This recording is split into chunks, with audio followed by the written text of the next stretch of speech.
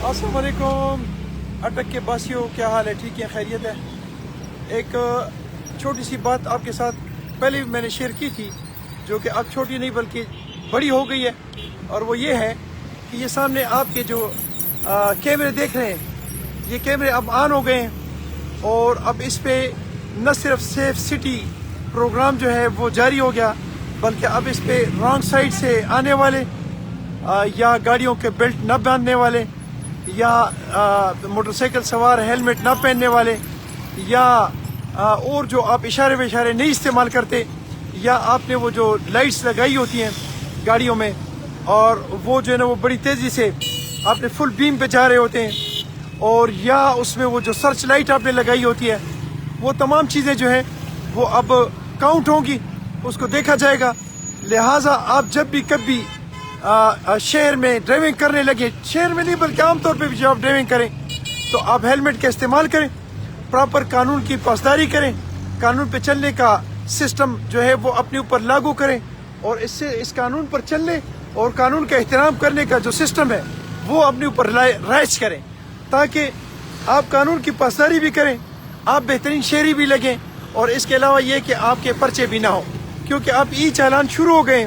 और इसमें यह होगा कि आप ये समझ रहे होंगे कि आपको कोई देख नहीं रहा, लेकिन कैमरे की आंख आपको देख रही होगी, और जहाँ जहाँ आप रॉन्ग ओवरटेकिंग करेंगे या कोई भी कानून की खिलाफ वर्जी करेंगे तो आप ऑटोमेटिक आपके खिलाफ चालान होगा। और फिर दूसरी मजे की बात यह है कि जहाँ भी शहर में कहीं आप कैमरे के नीचे खड़े होंगे तो वो मुतालिका ट्रैफिक के जो ऑफिसेज हैं वहाँ कैमरे जो है वो फ्लैश करेंगे कि ये जो गाड़ी है या ये बाइक है, इसने फलां कानून की खिलाफ वर्जी की थी और इसके खिलाफ इतने पर्चे हैं, लिहाजा इसके पर्चे पुलिस वालों को बाकायदा कॉल जाएगी कि आप जाएं और इस बंदे को पकड़ें और इससे ये इतने पर्चे जो हैं ये रेगुलराइज करें। तो ज़रूरत इस बात की है कि आप कानून पे चलें ताकि आपके खिलाफ पर्चे भी ना हो,